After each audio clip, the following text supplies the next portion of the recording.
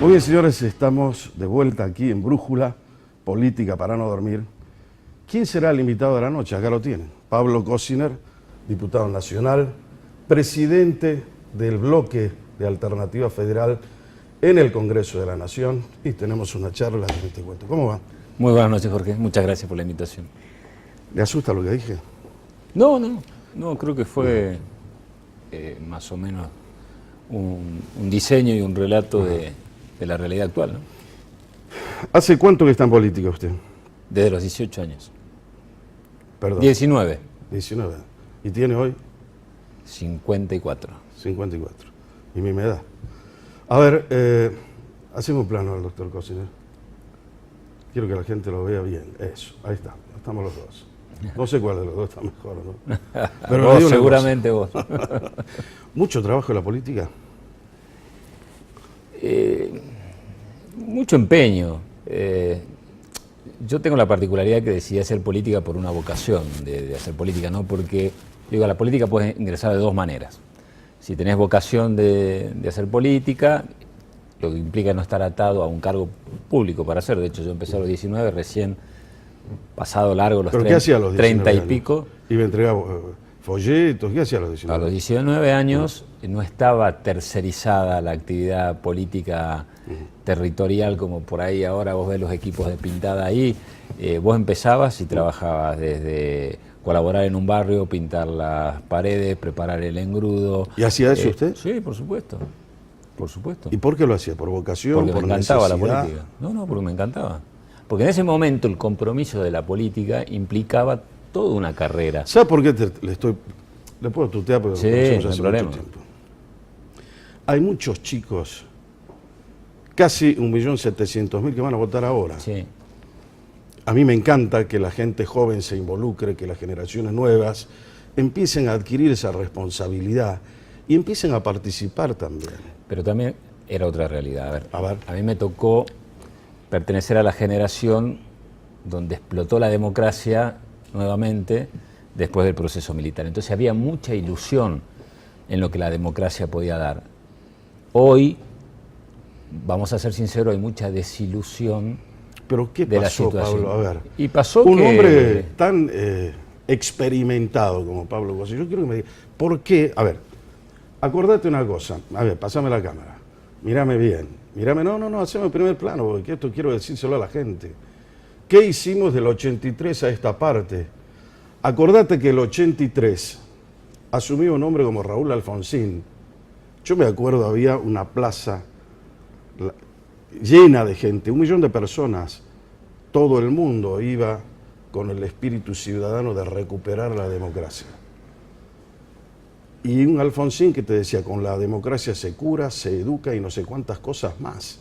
Sin embargo, 36 años después, ¿podemos seguir afirmando eso? ¿O nos traicionó la democracia o nosotros traicionamos a una democracia mal parida, de pésima calidad institucional, que da como resultado esto? ¿Qué nos pasó, Pablo? No, pasó que la democracia va mutando de significado. A ver. Y la primera expectativa de la democracia era que funcionen las instituciones, que se vote cada 2 años, que no haya golpes militares. 83. Eso está consolidado. Una transición, digamos. Eso está consolidado. Hoy la demanda del concepto de democracia es una distribución más justa de la riqueza, respeto a la vigencia plena de los derechos, mayor equidad. Digamos, hoy la democracia implica mayor criterio de igualdad o de justicia, pero en la calidad de vida, ya no en la formalidad. Ahí es donde no hubo una respuesta a la expectativa. Entonces, lo que nosotros como jóvenes teníamos como expectativa de la democracia, hoy los jóvenes de hoy no, porque para los jóvenes de hoy no hay duda que la democracia llegó para quedarse como formalidad. Hay muchos que nacieron con la democracia. Es normal votar cada 2 años. Para nosotros no era normal, era todo el desafío. Por eso, cuando fue el tema de Semana Santa, toda esa movilización, porque lo primero que vos pensabas, que no irá a volver a pasar. Hoy, para esa generación que vos decís que nació en democracia, la democracia es mejor calidad de vida, que haya una equidad en la distribución de los recursos. Y ahí es donde pero hay que ver qué democracia es también. Si vos tenés 50% de los niños casi bajo situación de pobreza. Esa es la falla de la democracia hoy. Entonces lo que tenemos que empezar nosotros... ¿Pero es la falla de la democracia o la falla de los gobiernos? No, de los gobiernos. Los gobiernos implica, digamos, este Pero hay que concepto de la establecer un democracia. distingo. Una cosa No, es la no. democracia, es el sistema. Y otra cosa son los malos gobiernos, que es otra cosa. Por eso, Van por dos carriles. pero por eso es la falta de expectativa que hoy pueden tener muchas generaciones de participar en la vida política. Y además los niveles de comunicación, vos conoces bien de esto, van cambiando. Antes la militancia que teníamos que hacer nosotros era casi presencial, porque la única manera de conocer qué pensaba un candidato, un dirigente, era el contacto personal, el ir a los actos, escucharlo, movilizarse. Hoy con el tema de las redes sociales ha cambiado, entonces también tiene que cambiar la Cambió el cabeza modo de del comunicar. de comunicar, entonces Claro. es toda una manera de ver distinta. Entonces, a un joven hoy, por más que vos le bajes a 16 años la posibilidad de votar, de participar, si vos no le generás mecanismos de contacto nuevo, bueno, ahí está el problema, pero Pero, a son ver, realidades distintas. Me interesa mucho porque, decíamos, hay mucha gente joven que tiene que votar y que nos interesa además que empiece a participar. ¿Por qué la participación es importante? Porque esa gente, desde el momento que se involucra, va a ser la protagonista de la política seguramente en el presente y en el futuro. Yo no coincido que los jóvenes son el futuro, también son el presente. Vos fíjate lo que nos está pasando. Dicen que hay dos generaciones que se perdió en la época kirchnerista. ¿Qué va a pasar cuando esos tengan que gobernar? ¿Qué va a pasar con la participación de esas personas? ¿Qué idoneidad, qué capacidad, qué responsabilidad se le puede adjudicar? Entonces, por eso me interesa mucho. Empezó a los 19 años, ¿se arrepiente de haber entrado en la política? No porque, vuelvo a decir, a la política puedes entrar de dos maneras, que es lo que te quería decir. Una, porque tenés vocación, y otra porque de repente alguien te ofreció un cargo para formar parte de un gobierno, entraste y te quedaste. No, pero eso no ocurre en la Argentina. No, sí ocurre. No, que Y van mucho. pasando por acá y dicen, "Che, no quiero ser diputado". No, ocurre mucho, ocurre. Ajá. Ahora, en el caso mío, yo terminé el colegio, me tocó hacer el servicio militar, soy de esa época, y yo sabía que cuando termine de hacer el servicio militar me iba a afiliar, porque yo ya tenía decidido hacer política. Con lo cual, como te ¿Cómo es la decía, vocación política? es la ansiedad de participar, de Es como estar un cura, ¿ves? Que le comprometido. preguntan, ¿y Es cómo que es sintió así. el llamado de Dios? Bueno, ¿cómo Son sintió el llamado de la vocaciones, política? porque es interno, es decir, me gusta la discusión política, me gustaba trabajar en lo social, me gustaba el contacto con la gente. En ese momento claramente era la ebullición de las ideas. Y después de los 30 y pico largos recién fui ¿Se diputado recibió usted provincial. a tiempo como abogado o no? Sí. O sea, no era un tipo que estaba metido en la universidad haciendo política y No calentando hice el asiento. política, fui presidente del Centro de Estudiantes de Derecho en la Universidad Católica, pero Ajá. me recibí en tiempo, me recibí casado ya con una hija. O ¿Se sea puede que- tener familia en la política? Sí. ¿O con la política? Sí, por Ajá. supuesto. Por Ajá. supuesto que sí. Es difícil, necesitas que la familia te acompañe, Claro. necesitas vos administrar tus tiempos. No es fácil porque esta actividad es de 24 horas y es de ir y venir y bueno, A hay que esta acompañarse altura, mutuamente. usted empezó a los 19, tiene 54, me acaba de decir. Usted seguramente más de una vez debe haber hecho un balance. Llegué Sí. donde quería llegar, cumplí mis objetivos y no sobre...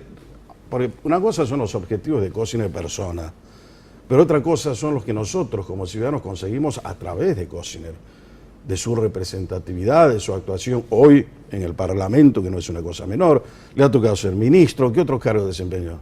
Yo fui diputado provincial, Ajá. secretario de Estado, ministro, diputado nacional. Ajá. Así Y que, presidente de bloque. y sí, obviamente ya como legislador fui presidente de bloque, diputado Antes provincial, presidente de bloque, diputado nacional. A mí yo soy muy agradecido, pero el agradecimiento que tengo yo más a la política es muy personal porque a mí me tocó vivir un momento muy complicado, de los más complicados que te puede tocar la vida, muchos lo saben, que es la pérdida de un hijo. Si no hubiese sido, además de mi familia, por la actividad política, que es la que me permitió tener relación con la gente, no sé qué me hubiese pasado. ¿Eso lo motivó a presentar la ley Justina? Sí. Esa fue una de las razones con la cual presenté la ley de modificación de trasplante de órganos. Conocí al papá de Justina y bueno, juntos empujamos el tema. Pero digo... Usted sabe que hay mucha gente que está agradecida con eso, ¿no? Sí, no. Y yo creo que... Y hay otra gente que no. Desde lo personal, ya desde el lado de la política, no creo que haya una ley que a mí me pueda significar más que esa. Yo tenía dos objetivos desde lo legislativo, independientemente de mi identidad partidaria o identificación con un gobierno, que después es la coyuntura. Era la reivindicación de la figura de Güemes y la modificación de la ley de trasplante. Ahora después quiero hablar sobre ese tema de la figura de Güemes. porque es otro de los trabajos legislativos importantes que ha hecho Cosiner. Pero, a ver, 19 años ingresó a la política, ya te contó la secuencia y lo que ha hecho, y lo que nosotros hemos hecho como valoración lo vas a depositar ahora en la urna. Ahora, la pregunta mía es esta. ¿Siempre estuvo en el justicialismo? Siempre. ¿Por qué? Porque soy peronista y preferí Pero siempre... como usted iba por la calle, vino el Espíritu Santo y que vos vas a ser peronista. No, usted No, sintió algo. no, bueno, porque yo leí... ¿Cómo era? A ver. Porque, muy gracioso, porque a ver, a mí siempre me sedujo la manera de pensar de una figura que es el padre Carlos Mujica, el padre de los llamados curas villeros. Murió Mujica. Murió Mujica. El primer libro de política que yo leí es Peronismo y Cristianismo del padre Mujica. Empecé ahí a identificarme con una manera de pensar del peronismo. Ahora, yo no quería el peronismo de Isabel Perón. Estamos hablando ¿Por de... qué? ¿Por qué no? Porque yo había vivido esa parte del peronismo de Isabel Perón, no me gustaba. Bueno, pero le digo una cosa. Usted iba con la cresta de la ola. A nadie le gustó el peronismo de Isabel Perón, a nadie le gustó López Rega, a nadie le gustó ese estamos momento hablando oscuro. que yo cuando empezaba, estamos hablando que tenía 15, 16 años, no era cuando empecé a leer y a interiorizarme. Pero yo, ¿había algún mentor político que usted tenía? en mi casa siempre se habló de política, pero después me di cuenta por qué no se hablaba tanto como yo. Después entendí que se podía haber hablado porque había mucho miedo. Vengo de una familia que en alguna parte tenía cierta actividad militante, pero yo no conocía plenamente porque, obviamente, estuvo el golpe militar de por medio y demás. Pero no, fue una cosa mía. O sea, la verdad que lo descubrí hablando con amigos. De hecho, yo cuando en el último año del colegio ¿Sabe por qué le pregunto? quería estudiar Por ahí ciencia lo que- política, vino un profesor y me dice, no Claro. estudies ciencia política, era la época del proceso, te vas a morir de hambre. Estudiaba abogacía y después, bueno, de hecho le hice caso a ese profesor. Pero bueno, ahí llegué al peronismo por una manera de pensar, no solamente ¿A por quién la figura admira que- en la política, por ejemplo? No tuve mentor, pero sí, tal vez tenga alguien al que usted sigue, al que usted cree que puede ser un ídolo para usted. Yo personalmente no creo en los ídolos, pero por ahí usted sí. En política es muy difícil tener un ídolo porque creo que estamos hablando de personas de carne y hueso y todos tienen virtudes y todos tienen errores. Pero como un peronista no lo tiene a Perón como el gran Yo lo tengo como un ídolo. referente, pero no creo que... Yo creo que ha hecho muchas cosas buenas, a quien identificó, No, también no, se puede no. haber equivocado. Le No, vuelvo no, a repetir, me parece que no entendió la pregunta. No, es que yo no soy de idealizar en política a nadie. Yo reconozco a Perón, a Eva Perón, pero creo que son personas de carne y hueso. Pero, Ídolos. perdóneme, Es muy difícil tener en perdóneme. política ídolos. Hace 15 minutos empezamos. Sí. No me tome el pelo. No, bueno, es que es una manera de Le pensar. agradezco que me lo diga, mirando la cámara. ¿Sabe por qué? Porque vengo luchando como periodista para que la Argentina no idolatre a nadie. Es que creo que... Que piensen lo que usted está diciendo, gente de carne y hueso que tiene imperfecciones, que se puede equivocar, pero que también puede acertar. De eso se trata. El fanatismo anula a la persona, anula la razón. No podemos pensar. Hoy, ¿sabe qué me pasó? Te doy un ejemplo. A ver. Yo sigo hace mucho tiempo la manera de pensar y me gusta mucho, lo leo, a Jorge Bergoglio. Jorge Bergoglio. Sí. Ahora, No el Papa. Francisco. Estamos hablando de Bergoglio. Ahora, obviamente, que en función de Papa, si vos lo pones dentro de la discusión política, hay gente que le va a gustar más, le va a gustar menos, entonces por eso no podés idolatrar. Pero a mí me gusta mucho cómo él ve muchos aspectos de la realidad internacional, de la realidad social. Ahora, obviamente, que tendrá virtudes y tendrá errores, entonces no podés idolatrar. Lo mismo el caso de Carlos Mujica, lo mismo el caso de Monseñor Angelelli, que hace poco fue canonizado. Pero ¿sabe por qué le pregunto? Y por qué? Raúl Alfonsín, Bueno, ha habido Kennedy. grandes. No, pero ha habido acá en la Argentina muchísima gente fantástica dentro de lo que es la política, ¿no? Si nosotros empezamos del 83 para esta parte, por ahí no descubrimos mucho. Pero antes la Argentina tuvo genialidades políticas.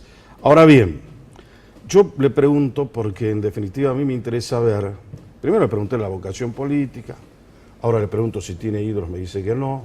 Ojo, te lo digo a los 54 años eso. Si vos me lo preguntabas capaz que a los 18, 19, Capaz vos que a esa sí. edad idolatrás a un montón de cuestiones. Bueno, pero no está en su madurez, en su plenitud, la persona a los 18 años. No, por eso te digo que, pero Claro. las visiones, creo que en la Van medida que cambiando. vos creces, y obviamente te tropezás, te defraudás, reafirmás ideas, y creo que es parte del crecimiento. Bueno, pero a ver, la Argentina, este país maravilloso que nosotros tenemos, asistió hace 3 o 4 días a una imagen que se dio por todos los canales, nosotros lo relatamos en radio, también lo vivimos por la televisión, el natalicio de Evita Perón. Sí. Todo el mundo fue al santuario peronista, hoy más que nunca, en este año 2019, para decir estoy con Evita, la banderada de los humildes, la que le dio la participación a la mujer con el tema del voto, en una idolatría que, vos decís, bueno, la pucha, es difícil de entender en el siglo XIX, ¿no? Que me regaló la primera máquina de coser, el otro que le regaló el primer juguete, no sé. El que lo regaló fue el país. Ahora, hubo alguien que pudo haber gestionado eso, pero que las obras de Eva Perón por ahí son mucho más importantes que eso. Ahora, también el peronismo, cuando vos lo empezás a mirar bien, hay dos cosas que a mí me llaman la atención y le pido que me ayude. Sí, sí. Porque por ahí hacemos un poco de terapia conmigo. Yo creo que el peronismo de Perón, y si uno lee lo que es el peronismo, lee las bases peronistas, lee las 20 verdades justicialistas, lee la plataforma política del justicialismo y lee la doctrina justicialista que está hecha a imagen y semejanza de la doctrina social de la Iglesia. Por eso muchos curas son peronistas. Ahora bien, eso me parece fantástico a mí, porque me parece que la gran revolución social en la Argentina la hizo el peronismo. Pero lo que vino después y nos dejó pobreza, nos dejó miseria, nos dejó corrupción, nos dejó exclusión, nos sacó del mundo también fue el peronismo. A ver, Entonces, ¿cómo conciliamos esas dos cosas? yo creo que hay responsabilidad de todos los sectores. También es verdad que cuando no le tocó a gobernar al peronismo, otros sectores que tenían la responsabilidad mostraron mucha inoperancia a tal punto que a veces no terminaban su mandato, digamos, ¿no? Entonces, digo, tampoco es verdad que el peronismo gobernó siempre, o sea, hubo gobiernos no peronistas que han demostrado también mucha ineficiencia en la administración. Ahora, yendo al tema de Eva Perón, vos tenés una realidad y una razón en lo que estás planteando.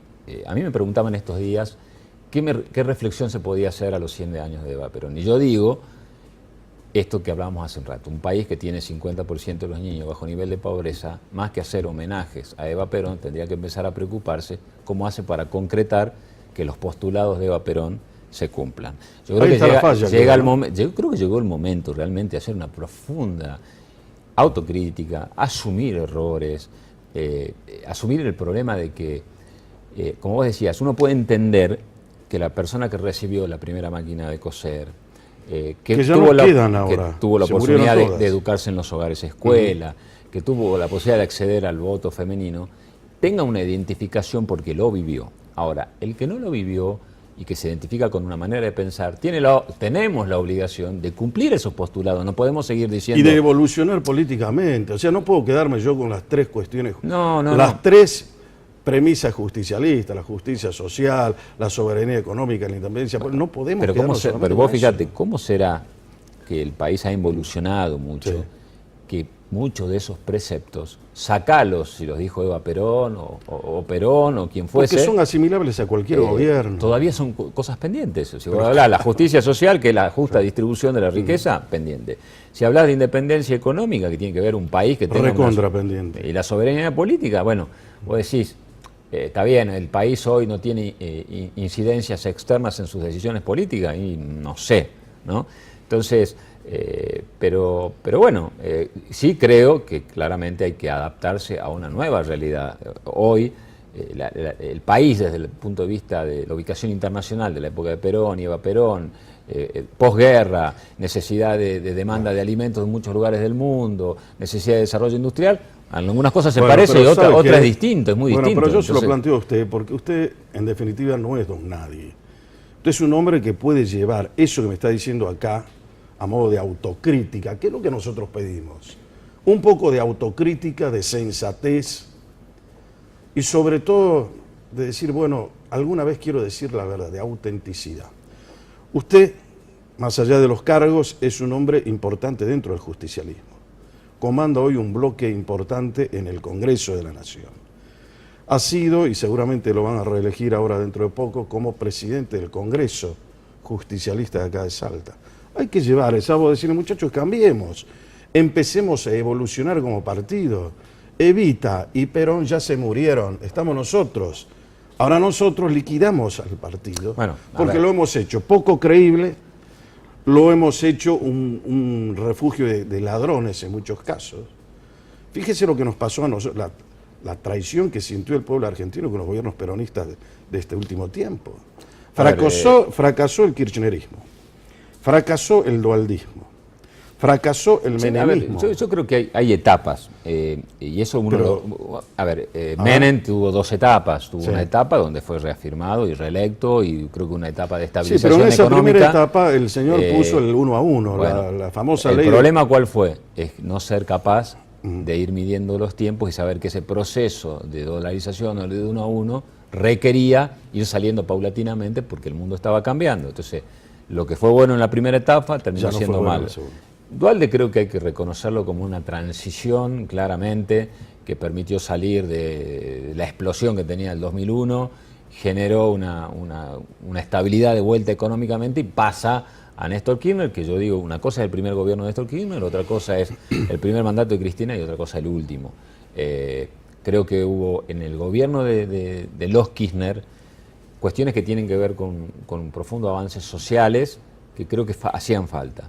Ahora, cuando un gobierno ya tiene que entrar a explicar más que sus logros como gobierno, es si robó o no robó, ahí es donde se complica. Y después cuestiones de método, que es la que generaron los conflictos nuestros. O sea, cuando a nosotros nos dicen no hay que ir a la asunción de Macri, ya la cosa se empieza a poner complicada, porque no tiene que ver con una identidad política, tiene que ver con el respeto al voto popular. O sea, yo fui a una elección, perdí una elección.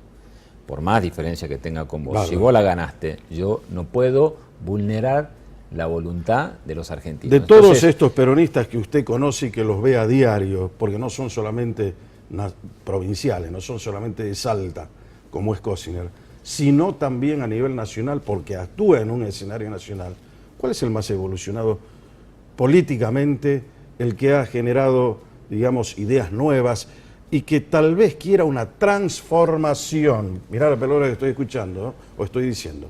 Transformación, no cambio. A ver. A nivel nacional del peronismo hay 4 o 5 dirigentes. ¿Cuál es el que lo atrapa, el que usted ve más evolucionado? Obviamente que hay una relación de trabajo de hace muchos años con el gobernador Urtubey, que creo que es por la edad y por la proyección que tiene, y porque el que se anima a plantear cosas irruptivas de la realidad política.